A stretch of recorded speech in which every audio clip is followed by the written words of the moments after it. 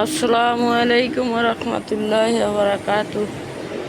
আল্লাহু সাফি আল্লাহু মাফি ফি আমানিল্লাহ।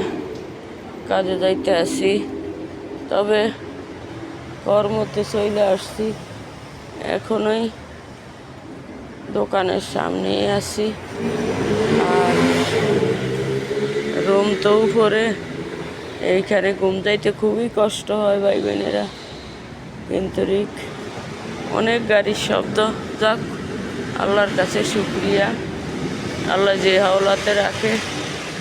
এই যে তাই জানতাম যদি আল্লাহ গোয়ামি নিবাই আমার ফাঁকি স্বর্ণ খাসা ফালাইয়া বুকেতে ধরাইয়া গোয়াল্লা বেশি বেশি করিতাম আদর গোয়াল্লা।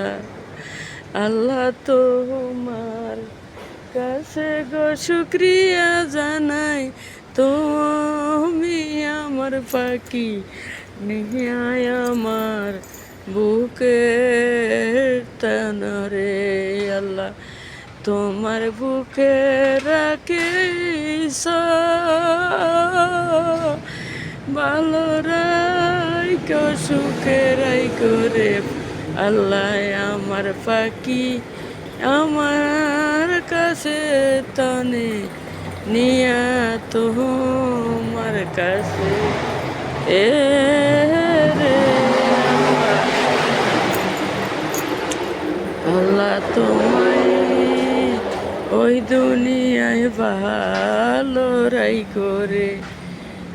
বইনেরা গো, যার জীবনে এই সম্পদ নাই তার মতন হতভাগী এই পৃথিবীতে আর কেউ নাই, বুঝিনি বইনেরা।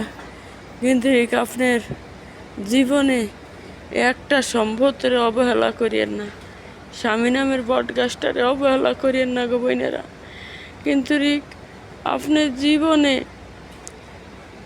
এই লোকটা ছাড়া আর আপন কেউ না, এক বাপ মা আর হইল গিয়ে আপনার এই বট গাছ স্বামীটা।